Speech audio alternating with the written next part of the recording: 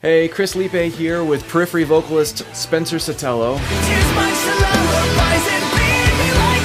We've created 2 new courses together. Yes, we have. The stuff that we've uncovered is amazingly accessible. And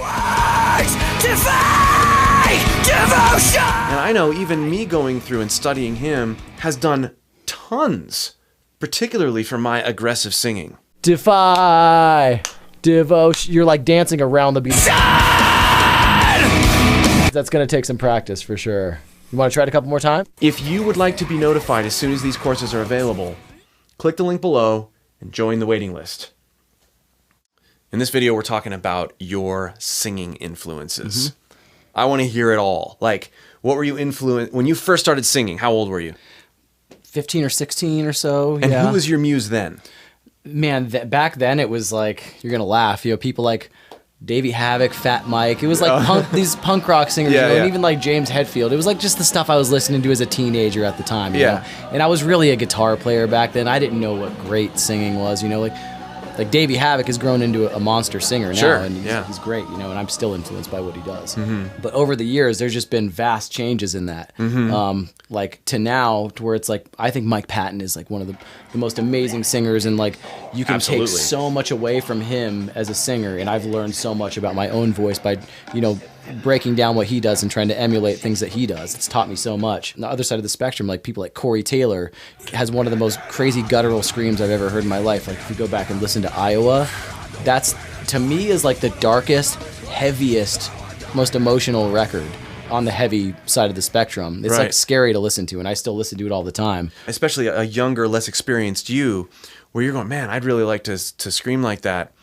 But not really understanding to the full extent, at least at the time, that sounds coming from a place that, like, you might want to sound like that, but you don't want to get to that place where you're in that dark. No, I feel like a lot of the reason why he sounded the way he did back then, and he still sounds great, still sounds amazing, but he sounds like a totally different vocalist now almost. And I feel like a lot of that was just like the headspace he was in. You kind of run the risk of messing up your own voice by following after a technique or a vocalist like that. Did that cause any hardship? I didn't really know, if he was using proper technique or not back then. There was a point in time where I would try and like emulate his scream, and then it kind of clicked, and I was like, I don't have anywhere near the same style of voice or sounding voice as him. I'm never going to sound like him, so I need to stop. I need to take away what I can from it, specifically his breath control. It's amazing. Oh, yeah. But then realize, stop trying to sound like this dude. Like, I have my own voice. Take the influence and run with it. That's easier to do when you're studying lots of different singers and not just honed in on,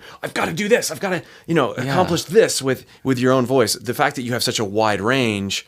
Okay, so what about people that would be unlikely heroes of yours? Yeah, like going away from the metal and rock community, like Phil Collins, Peter Gabriel, Michael Jackson, Freddie Mercury, obviously. Any soul singer, right? Especially recently, right? Like dude, Smokey Norfolk. We were just talking about Smokey Norfolk, who's a gospel singer, and just the level of control and just emotion and conviction that guy has is unreal, man. So you can take influence from all over the spectrum and still fuse it back into what you're doing. All of these things are coming back into metal. So have you ever had the chance to meet any of your idols? Absolutely, yeah.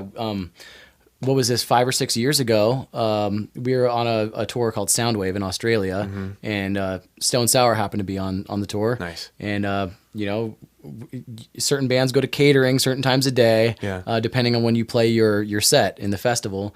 And Corey Taylor always happened to be there kind of like the same day I would. We'd be standing in line and just shoot the shit about, whatever. He was the coolest dude. One of the most down-to-earth people I've ever met. Oh, that's awesome. Yeah. Female singers. If you had to name a couple of those that you've really looked up to and that have influenced you in unlikely ways. Yeah, I tend to like female singers with tons of character in their voice.